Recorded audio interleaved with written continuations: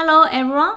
In this video, I'm going to talk about the last thing inside the Redux Toolkit, asynchronous actions. Okay, and the example we are going to use is a fetch user from our server side, as we did in Redux. As we know, by default, Redux cannot handle asynchronous action, because asynchronous action is needed to be a function to be executed, and the Redux can only handle for synchronous action, which is an object, okay, represent the action. In Redux Toolkit, it has a method, it has a function called createAsyncThunk. Can be used to create asynchronous action, okay, and it can be dispatched. So when we dispatch, we just dispatch the value returned by createAsyncThunk. And it accepts a Redux action type string and a callback function that should be return a promise. So you can give action type, which is a string, and a callback function that should be a promise, okay. It simplifies the process of handling async logic in Redux by automatically dispatching pending, fulfilled, and reject action based on promise state. So the syntax is like this way.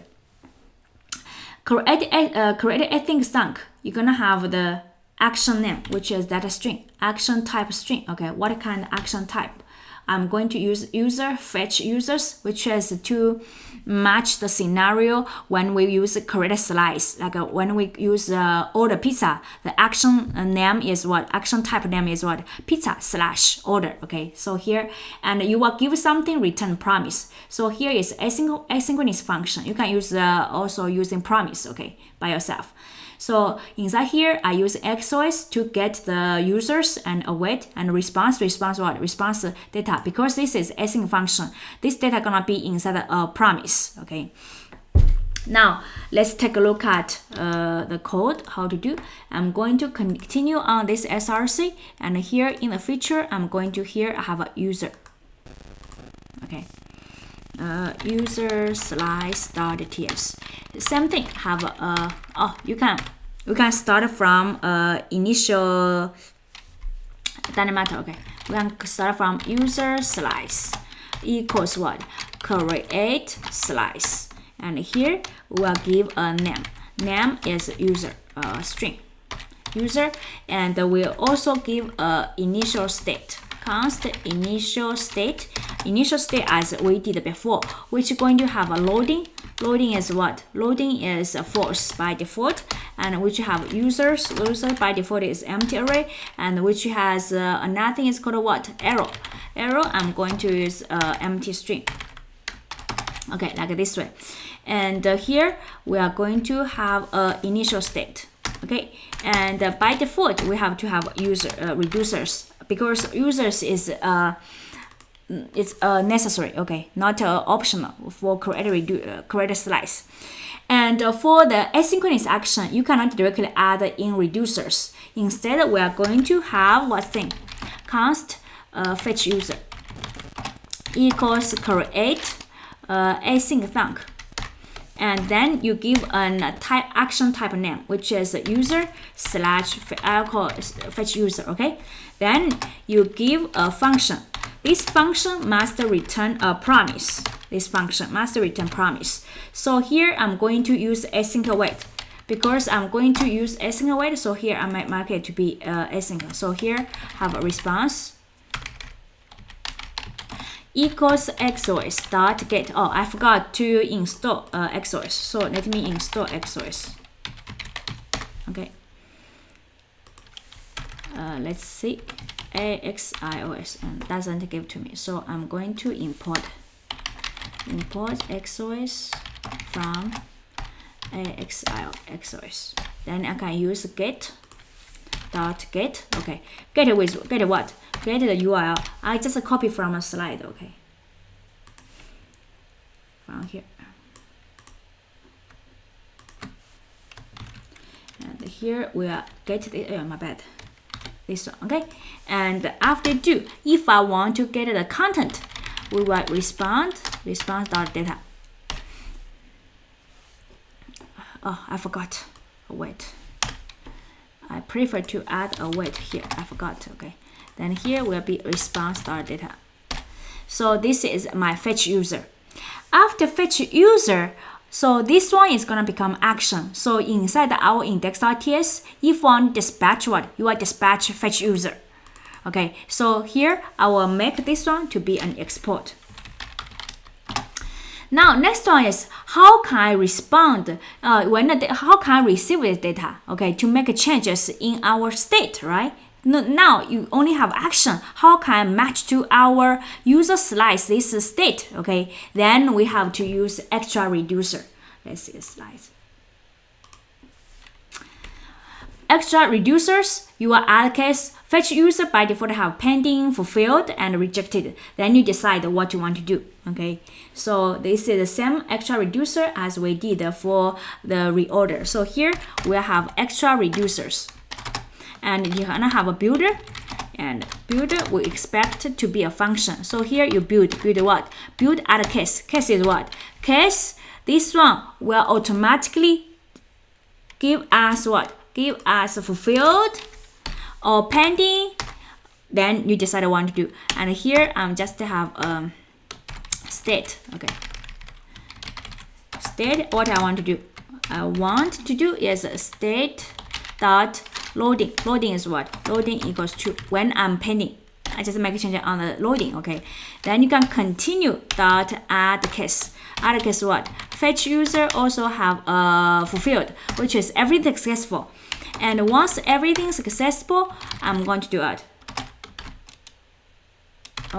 I need besides state, I need also action, because only action I can get a payload. Action going to hold a payload. Payload is what? This response data. So I'm going to do is here. I'm going to have a state dot loading. Loading now equals false. But I'm going to state stat dot users. Users I'm going to equals to action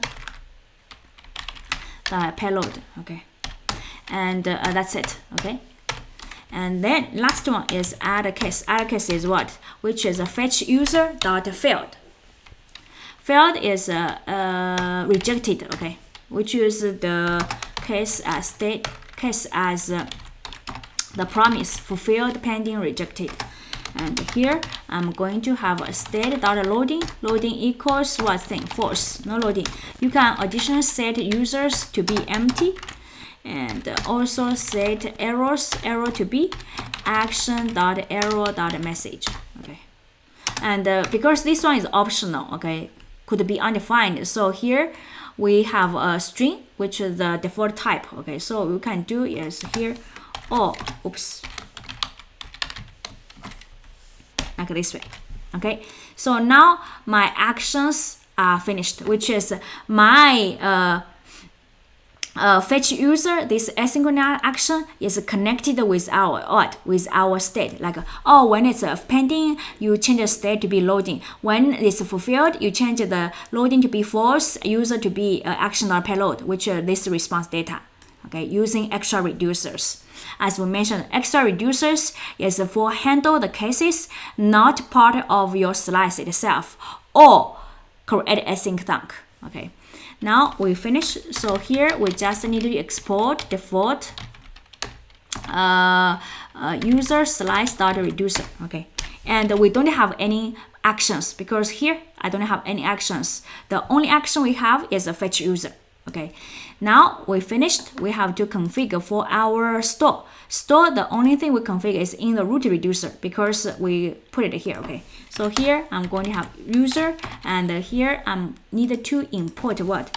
Import user reducer from where? From our features, from our user, from our user slice. Okay, and then here we have a user reducer.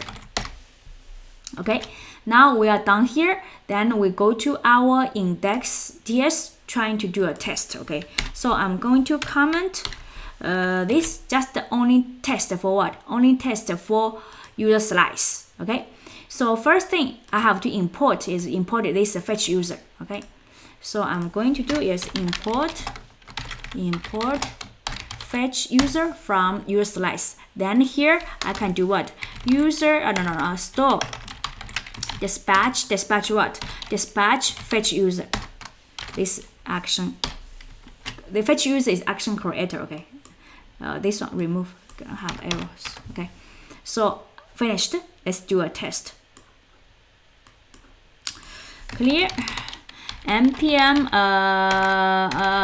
tsc npm start.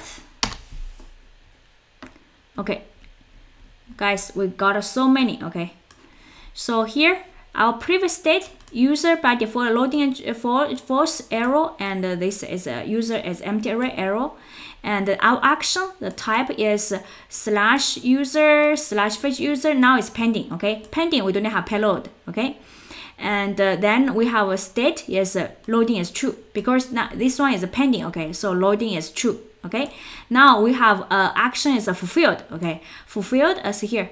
Previous state loading is true, and when we have fulfilled, we're gonna have a payload. See here, everything. I can make this too. Let me turn on this one and remove the apply logger. Okay, remove this one, because using this one is going to the message is going to be very long. So here. Clear. Let's do one more time. Okay, tsc start. This is here. Oh, this one going to have a problem. The problem is here. I have to unsubscribe. Okay, otherwise you couldn't see the remaining, because that's asynchronous. Come back, do before. Okay, tsc clear npm start. Okay, got it. So here have initial state user false, and update first one true, second one is false, and with all the user object. Here it didn't show it didn't show details, but from previous one you see. Okay, so now we finish the asynchronous action. Basically what we do is we use createAsyncThunk, and you have a builders for each. You have a builders. In the extra reducer, you have builders for pending, fulfilled, reject. And if you don't handle for the loading case, you just remove the loading, right? Oh, I cannot delete from here. You can. If you don't handle for the loading, then you don't handle for this case. Or if you don't handle for error, then you don't handle for the errors. Okay. And last thing I want to remind you is asynchronous action is not necessary. Okay. You can directly use synchronous actions. And then for the exos.get, you can directly inside the index, which is like a exos.get, then you manually to do the synchronous action, because asynchronous action definitely not necessary. Okay, you can replace with synchronous action, as we mentioned earlier. If you are curious, if you don't understand, you can go back to my previous video and watch again. Okay, that's it for our Redux toolkit. And the next video, we are going to talk about React Redux, which connect our Redux with React. Okay, thank you for watching. See you next time. Bye-bye.